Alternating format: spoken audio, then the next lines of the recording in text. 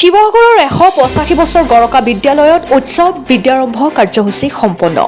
শিৱসাগৰ চৰকাৰী মজলীয়া অসমীয়া বিদ্যালয়ত আজি নৱাগত কণ কণ ছাত্ৰ-ছাত্ৰী তথা অভিভাৱকসকলৰ উপস্থিতিত বিভিন্ন কাৰ্যসূচী সম্পন্ন হয়।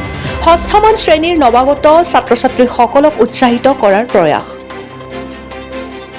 ঐতিহ্যমণ্ডিত বিদ্যালয়খনত এই শিক্ষাবৰ্ষত প্ৰায় 100গৰাকী ছাত্ৰ-ছাত্ৰী নতুনকৈ নামভৰ্তি কৰিছে। বৰ্তমান বিদ্যালয়খনত 289 জন ছাত্ৰ-ছাত্ৰীয়ে অধ্যয়নৰত অৱস্থাত আছে। 185টা বৰ্ষ গৰকা ঐতিহ্যমণ্ডিত বিদ্যালয়খনত সাহিত্যৰথী লক্ষ্মীনাথ বেজবৰুৱায়ো ছাত্ৰ হিচাপে অধ্যয়ন কৰিছিল। শিৱসাগৰৰ পৰা মহিবুল হুছেইনৰ ৰিপৰ্ট।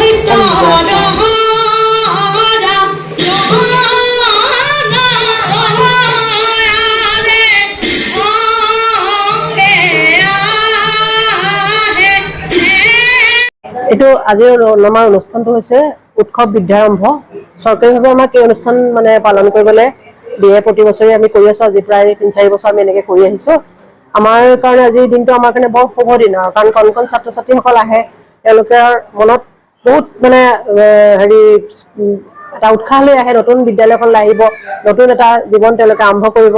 গতিকে তেওঁলোকক আমি আদৰণি জনাওঁ আৰু তেওঁলোকৰ মনৰ পৰা যাতে কণ কণ ছাত্ৰ ছাত্ৰীসকলৰ ভয় ভাৱ নাইকিয়া হৈ যায় আৰু বিদ্যালয়খনত তেওঁলোকে যাতে খুব আন্তৰিকতাৰে ল'ব পাৰে।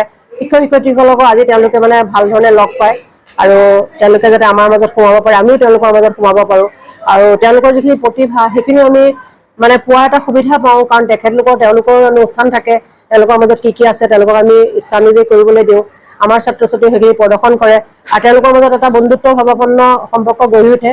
আমাৰ শিক্ষক ছাত্ৰ ছাত্ৰী অভিভাৱক সকলোৰে মাজত এটা সুন্দৰ সম্পৰ্ক গঢ়ি উঠিবৰ কাৰণে অনাগত দিনত যাতে আমি ছাত্ৰ ছাত্ৰীসকলক সুন্দৰভাৱে আগবঢ়াই লৈ যাব পাৰোঁ, পঢ়া শুনাৰ লগতে অন্যান্য দিশতো, সেইখিনিও আমি তেওঁলোকৰ লগত আশা ৰাখোঁ আৰু ভগৱানৰ ওচৰত আমি প্ৰাৰ্থনা কৰোঁ এনেধৰণেই। আৰু এতিয়ালৈকে আমাৰ এইবাৰ পৰীক্ষাৰ ৰিজাল্ট দিয়াটো দেৰি যিহেতু, গতিকে সকলো বিদ্যালয়ে আমাক মাৰ্কশ্বিট চাৰ্টিফিকেটবিলাক দিব পৰা নাই। তথাপিও আজিৰ দিনটোত মোৰ এতিয়ালৈকে প্ৰায় 100 ওচৰা-ওচৰি নামভৰ্তি কৰিছে। আজিৰ ডেটত মোৰ আছিলে 289। তাৰে এতিয়া মোৰ 8ত ওলাই গৈছে প্ৰায় 91 মান ল'ৰা ছোৱালী ওলাই গৈছে। তাৰ ঠাইত এবাৰ এতিয়া মই আশা ৰাখিছোঁ 6ত মই পৰাপক্ষত খুব বেছি মই 110 মান দিব পাৰিম ছাত্ৰ ছাত্ৰী। তাতকৈ দিলে মোৰ কিছুমান অসুবিধা হয়, মই তেনেকুৱা। আৰু বিশেষকৈ এবাৰ সপ্তম শ্ৰেণীত বহুত ছাত্ৰ ছাত্ৰী বেলেগ বেলেগ বিদ্যালয়ৰ পৰা আহিছে। প্ৰাইভেট স্কুলৰ ল'ৰা ছোৱালীও আহিবলৈ বিচাৰিছে। কেইবাখনো অভিভাৱকে মোৰ লগত যোগাযোগ কৰি আছে। আমি যিমানখিনি পাৰোঁ দিবলৈ চেষ্টা কৰিম আৰু অনাগত দিনত যাতে বিদ্যালয়খন আৰু আগুৱাই নিব পাৰোঁ। আৰু বিদ্যালয়খন বহুত পুৰণা বিদ্যালয়, অসমৰ দ্বিতীয় পুৰণি বিদ্যালয়, 1840 চনত স্থাপন হোৱা। আৰু খুব সৌভাগ্যৰ কথা যে লক্ষ্মীনাথ বেজবৰুৱা দেৱেৰে এটা বছৰৰ কাৰণে 1837 চনত ইয়াত অধ্যয়ন কৰিছিলে তেখেতে। আৰু বিদ্যালয়খন ভৱিষ্যত উত্তৰতে কামনা কৰিছোঁ আৰু তাকে।